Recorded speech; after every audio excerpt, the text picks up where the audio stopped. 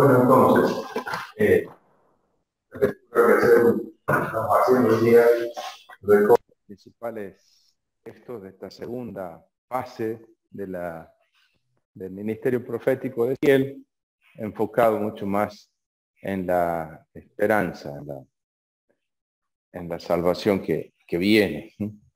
Un modo de integrar el sufrimiento, como vemos, no se borra, está presente en cada uno de los oráculos, hay alguna mención de la fase anterior, pero se integra y se reorienta, y se transforma, ¿no? Entonces hemos visto en el capítulo 34 lo que tiene que ver con la reestructuración, la restauración de la unidad del país como unidad política. Vemos en en la segunda parte, 35-36, sobre todo la purificación, la renovación que se promete para la casa de Israel. Y ahora en el capítulo 37 con otra imagen muy fuerte, la muerte y la vida, ¿no?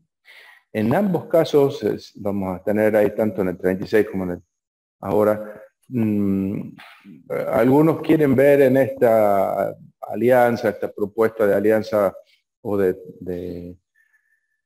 alianza nueva, una dimensión como más eh, personal. Pero no nos olvidemos que siempre se habla de la casa de Israel. Siempre las personas están vistas como miembros de un pueblo, de una comunidad, nunca aisladas. No es, por supuesto, las personas sí, pero no de manera individualista, sino siempre en el conjunto de la casa de Israel. De la casa, siempre se hace alusión a esa realidad.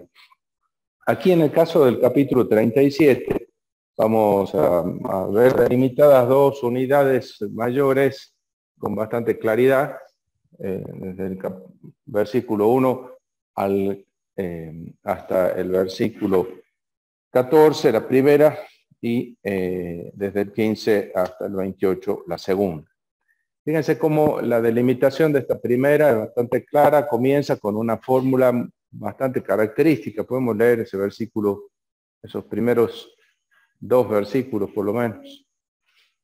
La mano de Yahvé sobre mí, y por su espíritu Yahvé me sacó y me puso en medio de la vega, la cual estaba llena de huesos.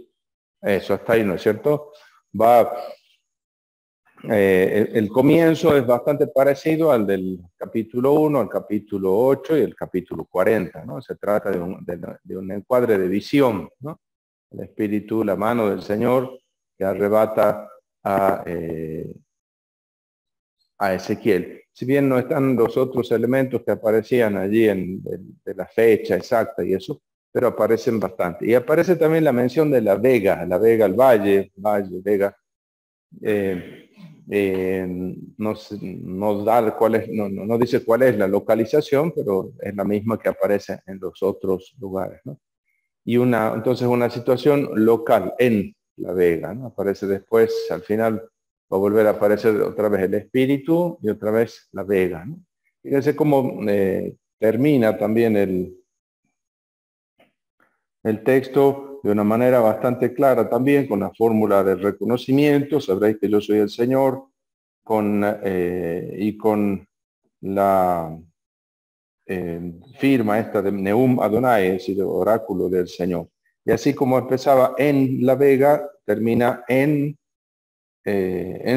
vuestro suelo, en vuestro suelo, ¿no? Colocar en la vega, colocar en vuestro suelo, también una localización. Tenemos entonces, primero la ambientación. Esa vega, ese valle, dice, estaba llena de huesos. Primero, huesos. Me hizo pasar por entre ellos en todas direcciones. Los huesos eran numerosos y cubrían la superficie de la tierra y estaban completamente secos. Es decir, muertos, remuertos. Es decir, ¿no es cierto? Ni huella de vida, nada, ¿no es cierto? Nada, ni huella ni recuerdo de vida y hueso. Pero además cubriendo la vega. Esto es como una muerte, pero no cualquier muerte, ¿no? Sino una muerte en la que dejan los cadáveres esparcidos en el suelo, a merced de los caranchos, digamos, de los cuervos, de las aves, de las bestias, ¿no es cierto? Es una muerte sin las honras fúnebres, ¿no? Sin la honoranza fúnebre, ¿no es cierto? Sin enterrarlos en las tumbas familiares, ¿no es cierto? Entonces una muerte como la que uno podría pensar en el peor de los casos de un campo de batalla en el que todos absolutamente se han muerto y no ha quedado ni uno para enterrar a los muertos, que sería lo normal en un acto mínimo, acto piadoso, ¿no? Entonces el panorama es terrible. Y además, para un judío, para un sacerdote, peor, ¿no? Le hace pasar Dios por el medio de los huesos muertos. Es decir, para uno de estos que pertenece a la tradición sacerdotal, el tema de la pureza y la impureza es muy importante. Y la peor de las impurezas de todas es la muerte. Es decir, tocar un cadáver, quedabas inhabilitado para el culto, para no sé por cuánto tiempo, necesitaba no sé cuántas purificaciones, ¿verdad? Pero se ve que la impresión de esta muerte es tan grande, el desafío que no le provoca demasiada preocupación al profeta como le preocupó esa de tener que hacer pan con mezcla de harina y de cocinarla sobre heces humanas, como dice, ¿no? Aquí no se queja el profeta, porque se ve que el panorama de muerte es terrible, ¿no? Entonces esa es la primera cuestión, ¿no? La puesta en escena, la composición viendo el lugar, digamos, ¿no? Ahí tenemos la vega, los huesos secos, y ahora viene el versículo 3, el Adonai, siempre el que habla, me dijo, Ben Adam, hijo de hombre, ¿podrán vivir estos huesos? Realmente, humanamente, dice uno, Señor, me parece que no. Me parece que no, ¿no? Así. Pero Ezequiel ya está curtido con el Señor, ¿no? Ya dice, tú sabrás, Señor. Yo no sé, pero yo sé que vos sabés. O sea, tú sabrás, Señor. Fíjense cómo el verbo saber aparece también en lugares claves en el capítulo. Al principio, entonces, el no saber. Ni siquiera el profeta sabe, que suele ser el que sabe porque Dios lee. Y al final, y todos sabrán, ¿no? Que yo soy el Señor. Saber, entonces, ¿qué va a pasar? ¿Qué acción va a acontecer en el relato que va a hacer pasar del no saber al saber? Vamos a ver. Versículo 4. Entonces, el Señor Adonai, siempre es el que habla, ¿verdad? Entonces me dijo, profetiza sobre estos huesos. Profetiza sobre esos huesos. Les dirás, huesos secos, escuchad la palabra de Adonai. Esto dice el Señor Adonai a estos huesos. Voy a infundir en vosotros un espíritu que os hará vivir. Os cubriré de nervios que haré crecer en carne en vosotros y os cubriré de piel. Os infundiré espíritu y viviréis y sabréis que yo soy Adonai. Primera acción y el cumplimiento. Yo profeticé como se me había ordenado. Y mientras yo profetizaba, se produjo un ruido. Hubo un temblor y los huesos se juntaron unos con otros. Me fijé y vi que se cubrían de nervios, que la carne brotaba y que la piel se extendía por encima. Pero no había espíritu en ellos. Primera acción, entonces, profetiza. Noten ustedes que las dos se van a desarrollar de manera paralela, es como en dos etapas, digamos, ¿no es cierto? Primero se forma la forma física del ser humano, ¿no? Se va juntando los huesos, creciendo la carne, cubriéndose de nervios y de piel, están listos, pero no hay espíritu, ¿no? Pero esta acción acontece en virtud de la palabra del profeta, ¿no? ¿Y qué le dice hasta aquí todavía no entendemos cuál es la referencia, el referente de esta imagen, ¿verdad? Todavía no nos lo ha dicho, nos lo va a decir en el versículo 11 recién. Hasta aquí dice, a los huesos secos hay que predicarlos. Y uno dice, ¿qué sentido tiene profetizarle a los huesos secos, a los muertos remuertos? ¿Pueden escuchar? La pregunta era, ¿pueden estos huesos volver a la vida? Y uno podía preguntar, ¿pueden escuchar estos huesos? ¿Tiene sentido profetizar? El profeta recibe la orden de profetizar. Su espíritu lo ha sacado y lo ha puesto en la vega, su espíritu, y le ha ordenado que profetice. Y fíjense cómo la palabra del profeta le dice, escuchad la palabra de Adonai a los huesos.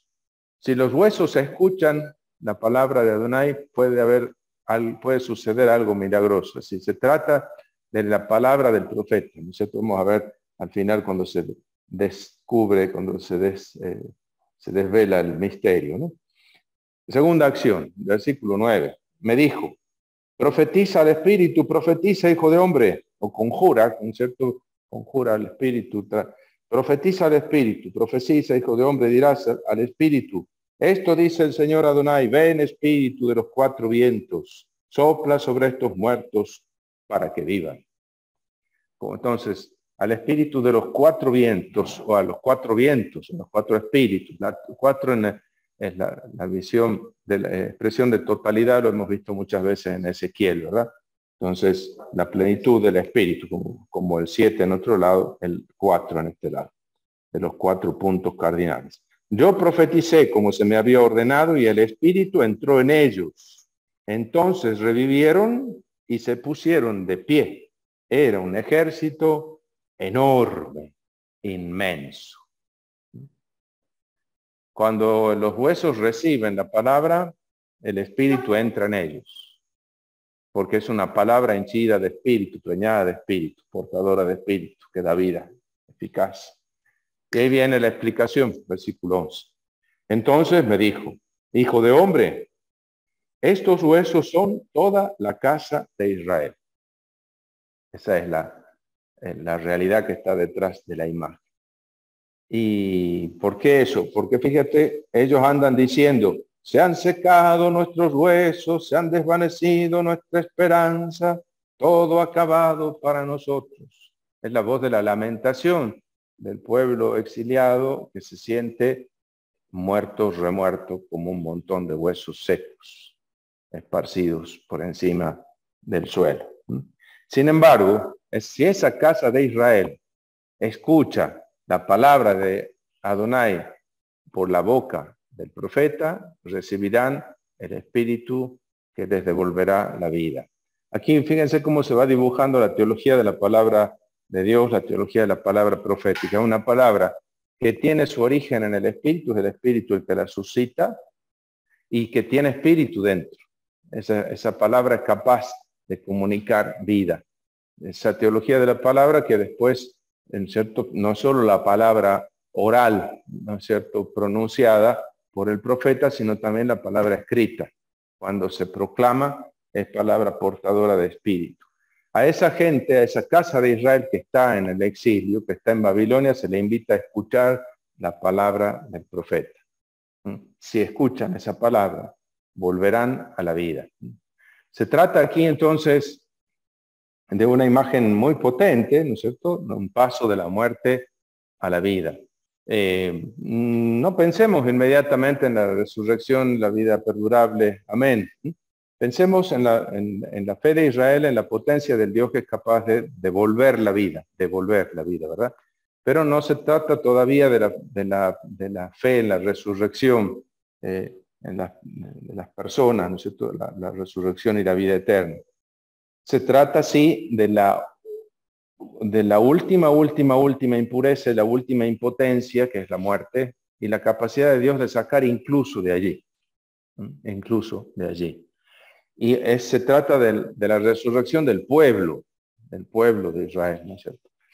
Después se pasa en la segunda parte, versículos 12 y siguientes, después de esta explicación, de nuevo le pide al profeta que vuelva hablar. Profetiza y diles, esto dice el Señor. Yo voy a abrir vuestras tumbas, os sacaré de ellas, pueblo mío, y os llevaré de nuevo al suelo de Israel. Entonces aquí hay semejanzas y diferencias con la primera parte, ¿verdad? Se trata siempre de una realidad de muerte y de vida, pero en el primer caso eran los huesos secos esparcidos, aquí son las personas enterradas, es decir, Babilonia o el exilio como un lugar de muerte o un sepulcro, si quieren, ¿no es cierto? Se trata de sacarlos, ¿no? Sacar de ellos, ¿no? Os sacaré de vuestras tumbas, de vuestros sepulcros. Y ahora ya no habla de la casa de Israel simplemente, sino que ahora se refiere a ellos como mi pueblo, dice el Señor, ¿no? Mi pueblo. No son toda la casa de Israel, decía en el 11, mi pueblo. Voy a abrir vuestras tumbas, os sacaré de ellas, pueblo mío, y os llevaré de nuevo al suelo de Israel. Es sacar de las tumbas y llevar de nuevo al pueblo de Israel. Y sabréis que yo soy Adonai cuando abra vuestras tumbas y os haga salir de ellas, pueblo mío. Infundiré mi espíritu en vosotros y viviréis. Retomando la primera parte. Os estableceré en vuestro suelo, retomando la segunda parte, y sabréis que yo, Adonai, lo digo y lo hago. Firma, oráculo de Adonai. Termina esta primera visión. Entonces esta es la tercera de las 4 grandes visiones que van marcando el ritmo del libro de Ezequiel. Y en este caso, totalmente orientada a la vuelta a la vida de los israelitas, del pueblo de Israel, ¿verdad? Con estas imágenes, entonces, este proceso, ¿no es cierto?, del no saber al principio a la revelación, el saber, el conocer a Dios, y ese conocimiento de Dios se da a partir de sus acciones, de sus obras. En este caso, sabrán que Adonai es el Señor, que es el que ha obrado cuando congregue de vuelta, junte a toda esa gente, le dé vida con su espíritu y las vuelva a su tierra, el regreso, el retorno, ¿verdad?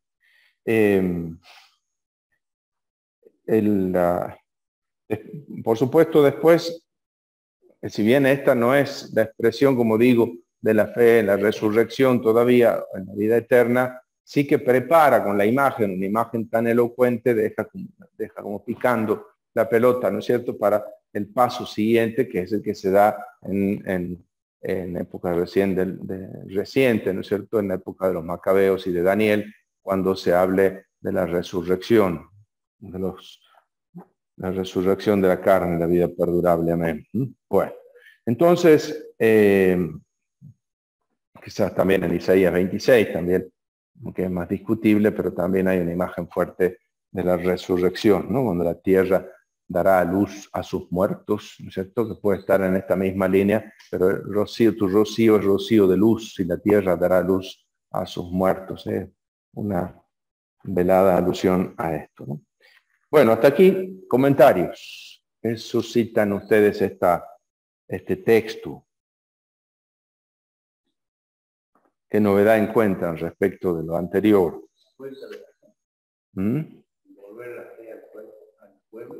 Es una invitación a acoger con fe la palabra, ¿verdad? No es simplemente una acción que sea, digamos, no es simplemente el anuncio de una acción de Dios, sino también una invitación a escuchar la palabra de Ezequiel, su palabra, la palabra del profeta, ¿no es cierto?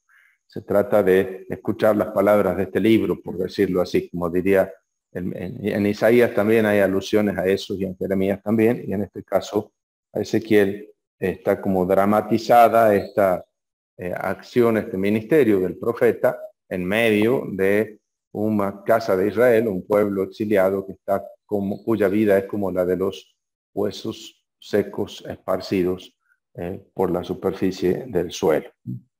Es una invitación a acoger la palabra profética, a fiarse de esa palabra que es capaz de dar vida.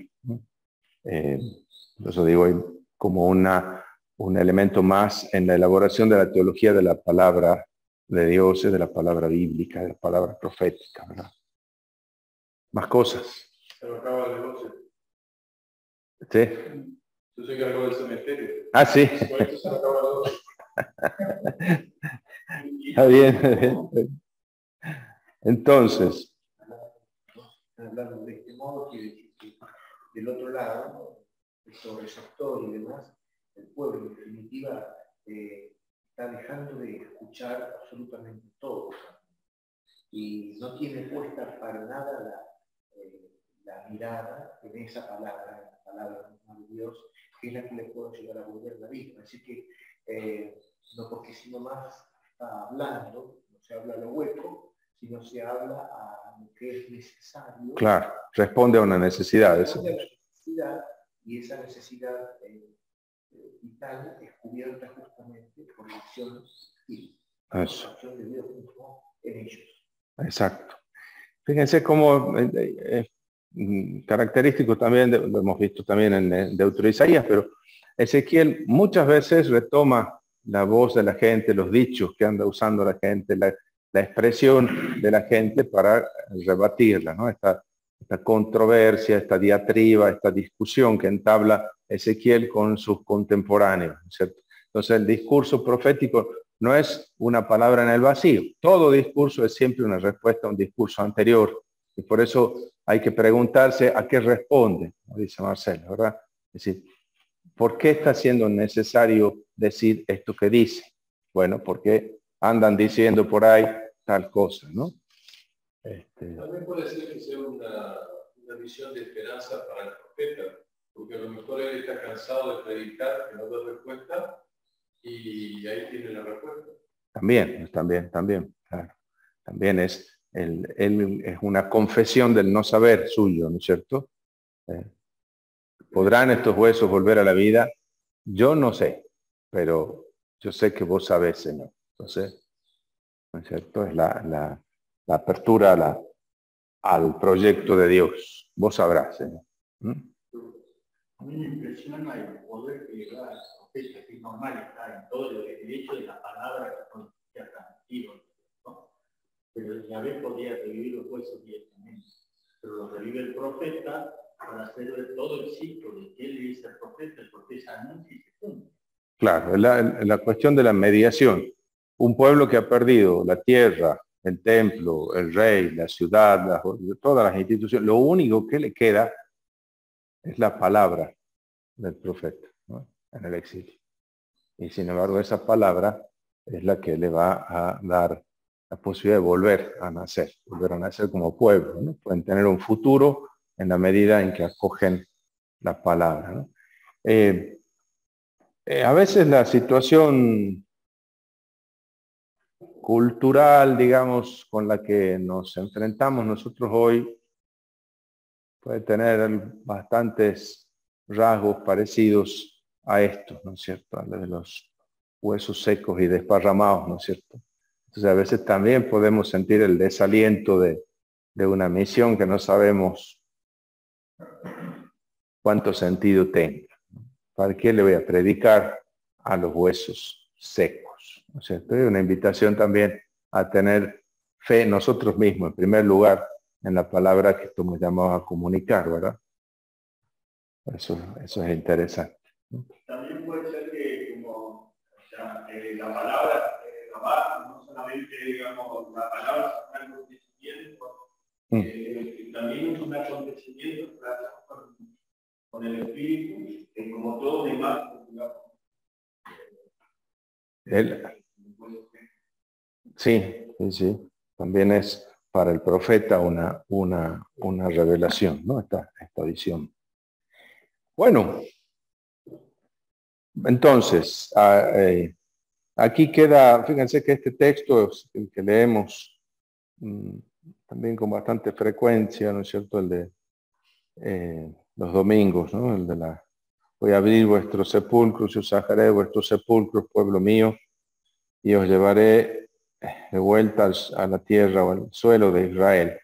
Y entonces, cuando abra vuestros sepulcros y os haga salir de vuestros sepulcros, pueblo mío, sabréis que yo soy el Señor. Infundiré mi espíritu en vosotros y viviréis, y os estableceré en vuestro suelo, y sabréis que yo, Adonai, lo digo y lo hago, ¿no? El mismo Señor que por la fuerza de su espíritu toma a Ezequiel, lo pone en la vega, el mismo espíritu toma al pueblo y lo pone en su suelo, en vuestro suelo. El capítulo, bueno, allí claramente termina esta primera visión, podríamos decirlo. Se habla como una segunda sección que no tiene la apariencia de una visión, sino más bien el mandato de la realización de una acción simbólica, ¿verdad? Otra vez, el capítulo 37, versículos 15 hasta el 28. ¿No? Adonai me dirigió su palabra en estos términos. Por tu parte, hijo de hombre, toma, aquí traduce una vara y escribe en ella Judá y los israelitas. Dice un leño, un madero, no sabemos exactamente. Un trozo de madera, ¿verdad? Un etz. Etz es árbol, tronco, leño. Escribe en ella Judá y los israelitas, o de Judá y de los israelitas, ¿no? Y Judá, Ulibne Israel, ¿no es cierto? Y dice todos los hijos de Israel que están asociados a él, a Judá, ¿no? Y después dice, toma luego otra vara, y aquí también en el hebreo dice, toma una vara, de nuevo, ¿no? Ejat, pero probablemente es ajer, ¿no? Otra vara, ¿no es cierto? Toma otra vara y escribe en ella de José, para José, ¿no? De Yosef. Y después hay como un paréntesis ahí, Etz Efraín, ¿no? Dice, vara de Efraín. Y después, y toda la casa, ahí debería corregirse quizás en el mismo sentido, de toda la casa, Lejol, Bet Israel, y Mo, ¿eso con él? Asociados a él. Ajá. Asociados a él.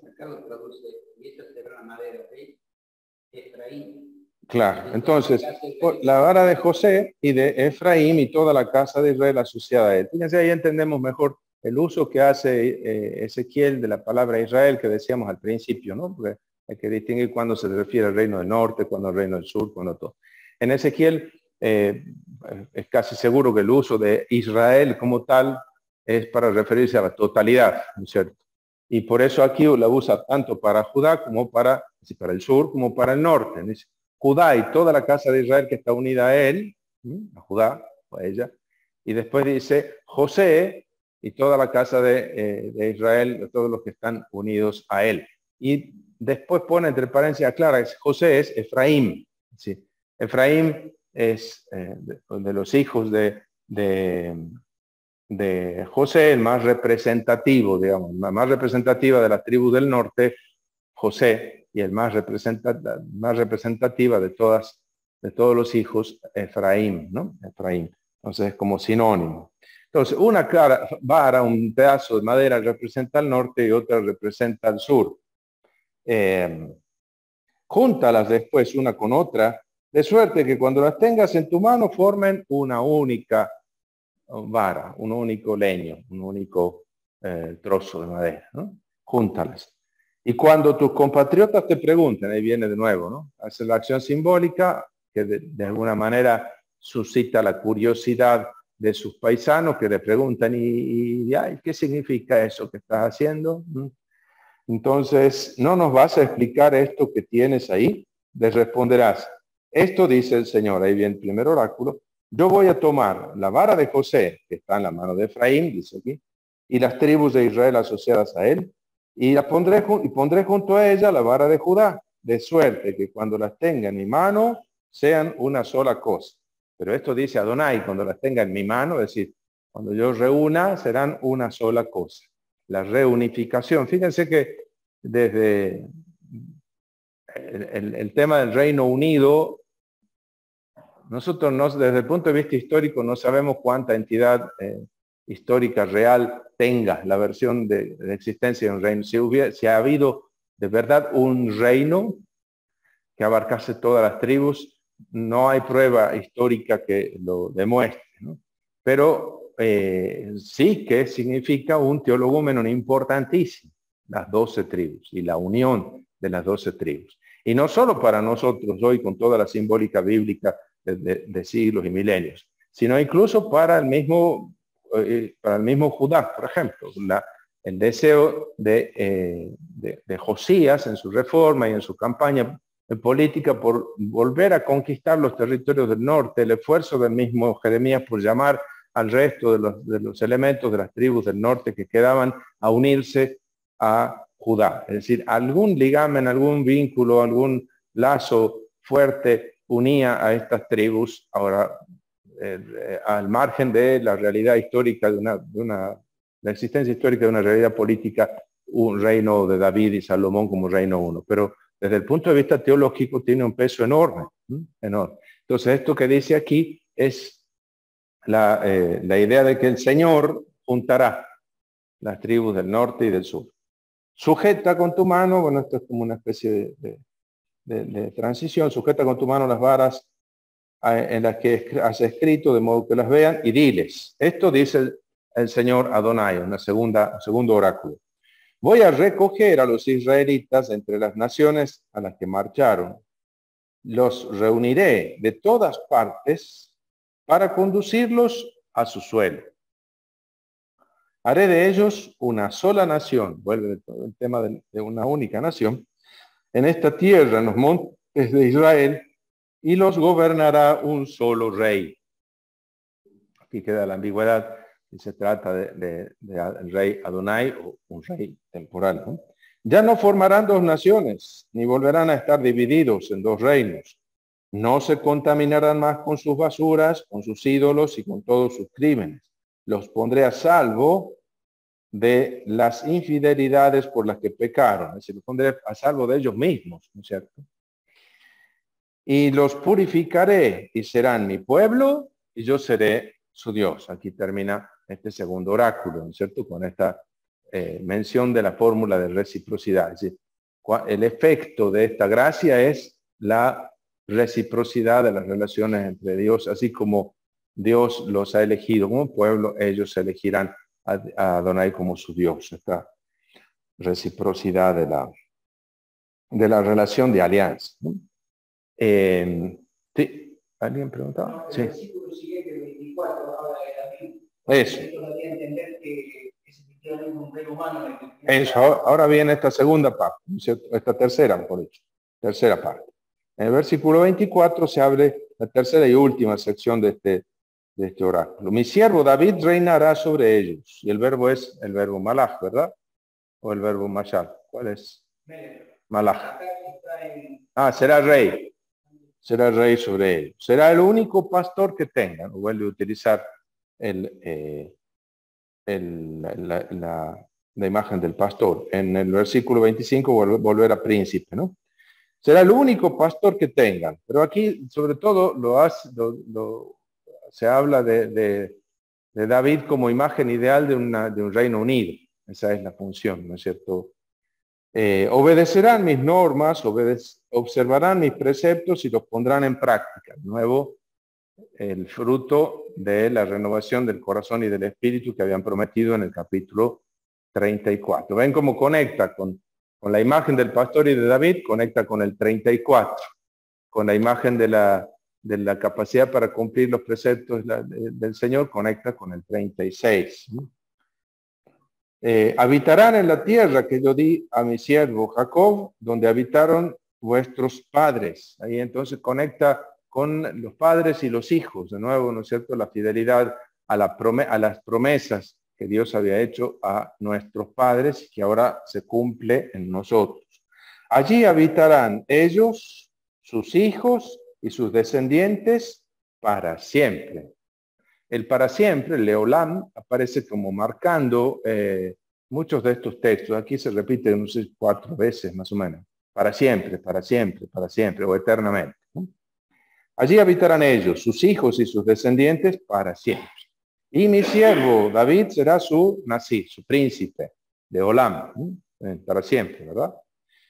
Concluiré con ellos una alianza de paz. De nuevo, conecta con lo que había dicho en el capítulo 34, la alianza de paz, que será para ellos una alianza eterna de nuevo. Eterna. Alianza de paz, alianza eterna. Entonces, fíjense cómo se está retomando el concepto de alianza, está siempre presente aquí, pero transformado, ¿no? No es como la alianza antigua, ¿no? Es una alianza fundada sobre nuevas bases, ¿no? Y sobre esa capacidad que Dios le da a su pueblo de ser fiel a los compromisos de la alianza, ¿no? Concluiré con ellos una alianza de paz que será para ellos una alianza eterna. Los estableceré, los multiplicaré y pondré mi santuario en medio de ellos para siempre. ¿No? Otra vez el para siempre, ¿no? David, el rey para siempre, la alianza para siempre y el santuario. Aquí aparece por primera vez la esperanza de un nuevo templo, ¿no? Ese que va a describir después largamente la última sección que veremos mañana, un poco de los capítulos 40 al 48, ¿no? El santuario, Mikdash o Mishkan, se pone aquí, Mikdash. Entonces, multiplicaré y pondré mi santuario en medio de ellos para siempre. Mi morada, ahí está Mishkan, no es muy común en Ezequiel. Mishkan aparece mucho más el verbo shahan, habitar, de ahí viene shejina, el verbo la morada, es más común en la tradición deuteronomista. Pero aquí, el santuario, mi morada estará junto a ellos. Yo seré su Dios y ellos serán mi pueblo. De nuevo, la reciprocidad. Y cuando mi santuario esté en medio de ellos para siempre, sabrán las naciones que yo, Adonai, soy quien santifica a Israel. Entonces, otra vez la esperanza es que este arco que vimos nosotros en el Éxodo vuelva a producirse aquí. Fíjense que hay una especie de relectura de reescritura de la historia del Éxodo, ¿no? De Egipto, liberados, incluso el vocabulario aquí, subir, hacer subir, hacer entrar, también es el vocabulario del Éxodo, ¿no es cierto? Y es, pues, así como al principio el Señor sacó a Israel de Egipto, le dio sus mandamientos, fundó con ellos una alianza, y recién ahí en el capítulo 40 del Éxodo puso su morada en medio de ellos, ¿no? La tienda del encuentro, en medio del campamento de Israel. Y ahora, precisamente porque ellos han roto la alianza, Él ha levantado su presencia de en medio y ellos han vuelto a irse al destierro, de nuevo al comienzo de la historia. La historia está de nuevo por comenzar. Y ahora de nuevo el Señor los hace subir de los sepulcros, los hace subir de Babilonia, los lleva, los hace entrar en la tierra y les da la capacidad para cumplir la alianza. Y puede de nuevo poner su morada en medio de ellos, ¿no? Esta visión ideal, este deseo, este anhelo profundo de la comunión con Dios vuelve a aparecer una y otra vez a lo largo de la historia de la salvación, como está presente en la historia de las religiones, en todas las religiones, ¿no? La comunión con la divinidad, ¿no? Y nosotros sabemos que está en el corazón del proyecto divino esa comunión, ¿no? La comunión de los hombres con Dios, ¿no? Quiso Dios en su infinita sabiduría y bondad, ¿no? Así, revelarse a sí mismo y dar a conocer el misterio de su voluntad, ¿no? Y para invitarnos y recibirnos en la comunión consigo, ¿no? Es el número 2 de la Dei Verbum, precioso, que de manera como muy densa resume todo este propósito, ¿no? Esta comunión de Dios con esta mediación que es este santuario, ¿no? Este templo. Una cosa que para los cristianos se concreta de una manera como tan particular e insuperable en la humanidad de Jesús, ¿no? El templo. Un librito viejo libro de Congar, debe ser de los años 60 o 70, El misterio del templo, que habla de esto, ¿no? De las presencias de Dios a lo largo del tiempo. Bueno, ven cómo entonces la historia vuelve a comenzar, pero es que Dios puede volver a hacer comenzar la historia desde el principio, a pesar de que nosotros intentamos arruinarle el trabajo. Bueno, ¿qué les sugiere este texto tan interesante del capítulo 37?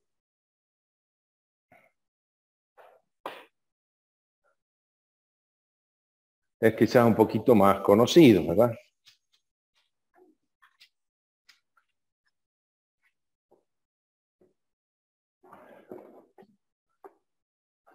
Bueno, a partir de fíjense que aquí ha quedado picando la pelota con el santuario para los capítulos 40 al 48.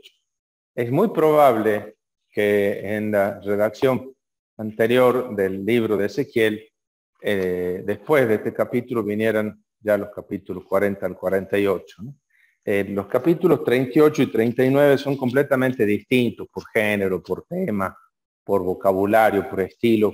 Se parece, no son propiamente apocalípticos, pero sí protoapocalípticos, digamos así, ¿no? Son la cuestión del conflicto con Gog y Magog, personajes misteriosos, raros.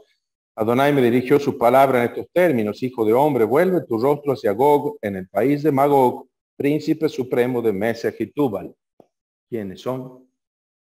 No sabemos, ¿no es cierto? En las notas de la Biblia de Jerusalén dice Mesech y Tubal son países del Asia Menor. El país de Magog, solamente aquí en la Biblia y en 39, es una creación artificial. El nombre mismo significa país de Magog. En cuanto a Gog, parece inútil tratar de identificarlo. Tomando acaso en préstamo rasgos de diversos personajes contemporáneos, se les presenta aquí como el tipo del conquistador bárbaro que en un futuro lejano e impreciso va a traer las últimas tribulaciones a Israel. Ya la realidad histórica está como elaborada al estilo de una cifra, de un símbolo, de una concentración, de una personificación, de una encarnación del mal, del enemigo, de lo que se opone, ¿no? Entonces, por eso hablo de algo protoapocalíptico. Y digo, ya los rasgos no son los rasgos históricos concretos de una realidad política existente, sino más bien con unas características simbólicas muy fuertes, por eso muy parecido al uso típico de los apocalipsis. Esta sospecha de que los capítulos 40 al 48 venían inmediatamente y que estos son una elaboración posterior, viene no solo del contenido de los capítulos 38 y 39, sino incluso de una cuestión de crítica textual. Interesante que en algunos manuscritos hebreos no está, y en la versión de los 70 estos capítulos figuran antes del capítulo 37. Es decir, que después del 37 viene en el Septuaginta los 40 al 48. ¿No? ¿Decías? No, una simple curiosidad, Mesech también está en el Salmo 120, el primero de los salmos de la subida. Ajá. Ahí desterrado en Massac, Mesech. Ajá. También no tengo ninguna vinculación, pero... Claro, desterrado en lugar del destierro, ¿no? Como lugar lejano, ¿no? En el Asia Menor. Bueno, entonces, estos dos capítulos, como digo, tienen esas características. Profetiza contra él, le dirás: esto dice el Señor Adonai, aquí estoy contra ti, Gog, príncipe supremo de Mesech y Tubal. Te haré dar media vuelta, te pondré garfios en las quijadas y te haré salir con todo su ejército, caballos y caballeros, todos bien equipados, una inmensa asamblea con escudos y paveses y diestros en el manejo de la espada. Entre ellos están Persia, Cus, Etiopía, ¿no? Put, todos los con escudo y yelmo. Contigo están Gomer, con todas sus huestes, Bet Togarmá en el extremo norte, con todas sus huestes, y en fin, pueblos numerosos. Disponte y prepárate junto con toda la muchedumbre, concentrada en torno a ti, y ponte a mi servicio. Como ven, las menciones todos de estos nombres propios mencionados no se refieren, como digo, a entidades políticas de la época de Babilonia o de la época de contemporáneos a Ezequiel, sino entidades que tomados a veces de nombres que aparecen en la Biblia y otros no, se utilizan como esta especie de símbolo de lo que se opone al proyecto de Dios y que tarde o temprano terminan siendo vencidos. No habrá elemento que pueda oponerse a este proyecto de Dios. Así terminan el 39, 21 y siguientes. Así manifestaré yo mi gloria entre las naciones. Todas podrán ver el juicio que voy a ejecutar cuando ponga mi mano sobre ellos. A partir de ese día, ya ese día, el Yom Ha'u, ¿no es cierto? Ese día como una cifra también del último día, del día Omega, digamos. Sabrá que toda la casa de Israel sabrá que yo soy Adonai, su Dios. Y las naciones sabrán que la casa de Israel fue deportada por sus culpas, porque me fueron infieles. Yo les oculté mi rostro y los entregué en manos de sus enemigos y cayeron todos a espada. Los traté como merecían sus inmundicias y sus crímenes y los oculté mi rostro. Por eso, esto dice el Señor Adonai. Ahora cambiaré la suerte de Jacob. Esa expresión que la hemos encontrado en Jeremías, es shub, shebut, ¿no? El verbo shub, volver, cambiar, volver, y shebut, que puede significar suerte, destino, pero puede también significar cautividad, ¿no es cierto? Entonces, los haré volver de su cautividad o haré volver a la comunidad cautiva, o bien cambiaré su suerte, es decir, daré la vuelta la moneda, ¿no? Cambiaré su suerte, la suerte de Jacob, y me mostraré celoso de mi santo nombre. Ven cómo, a pesar de que se trata de una reelaboración extraña, que huele más bien a una reelaboración hecha por los discípulos de Ezequiel más que por él mismo, el vocabulario y las preocupaciones aparecen, por lo menos en el marco de este texto, bastante claras, ¿no? Y continuidad. Cuando vivan seguros en tu tierra, sin que nadie los inquiete, olvidarán su ignominia y todas las infidelidades que habían cometido contra mí. Cuando yo los haga volver de entre los pueblos y los recoja de los países de sus enemigos, manifestaré en ellos mi santidad a la vista de todas las naciones. Fíjense, manifestaré en ellos mi santidad a la vista de todas las naciones. Por la transformación o por las transformaciones que experimenta Israel, es decir, de esclavo a libre, de desterrado a repatriado, de pecador en recto, en justo, por esa transformación, o de muerto a vivo, manifestará Dios su santidad, lo especial que es, ¿no? El Dios se revela a todas las naciones en lo que hace en Israel. En Israel brilla su gloria, en su siervo Israel se manifiesta la gloria de Dios, ¿no? Esta es una clave que retoma después el Nuevo Testamento cuando habla de su siervo Jesús. Lo resucitó a su siervo Jesús, ¿no? Todos los que se dice de Israel en el Antiguo Testamento confluyen en la persona del Señor Jesús. Y sabrán que yo soy Adonai su Dios cuando después de haberlos desterrado por las naciones, los reúna en su tierra sin dejar allí ninguno de ellos. Bueno, históricamente ahí queda un montón, por todos lados, ¿no es cierto? No les ocultaré más mi rostro, pues derramaré mi espíritu sobre la casa de Israel, oráculo del Señor.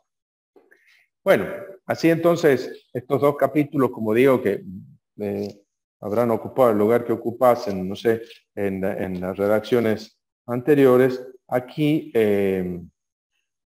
son como un esbozo de lo que después se va a desarrollar en los Apocalipsis. Mañana haremos alguna alusión a esa cuestión, puesto que los libros apocalípticos toman muchos de los elementos que aparecen aquí en Ezequiel, ¿no? En la nota del capítulo 38 de la Biblia de Jerusalén es interesante en esto, como elementos, como empieza a germinar la literatura apocalíptica en pleno libro de Ezequiel. ¿Alguna pregunta, cuestión, duda, queja? Aparece en el libro de las Crónicas, hijo de Joel. Como hijo de Joel. Ajá. Es la única ocurrencia que hay de Gog en la Biblia fuera del capítulo 33. De Ezequiel. Preguntas allí en el éter, internet, no hay ninguna. Bueno, ya han llegado cansados con el calor, me parece hoy. Bueno, si quieren, paramos aquí. Mañana vamos a ver de los capítulos 40 al 48 algunos elementos, sobre todo el del capítulo 40 y el del 47, ¿no? Nos vamos a tener un poquito en estas dos cosas y veremos un poco sobre algunos puntos resumir algunos puntos de la teología de Ezequiel, hemos ido viendo, pero intentando hacer algo de síntesis, y veremos también la posteridad de Ezequiel, digamos, qué podemos decir de la herencia que deja y de cómo estos elementos se van desarrollando posteriormente. Si les parece.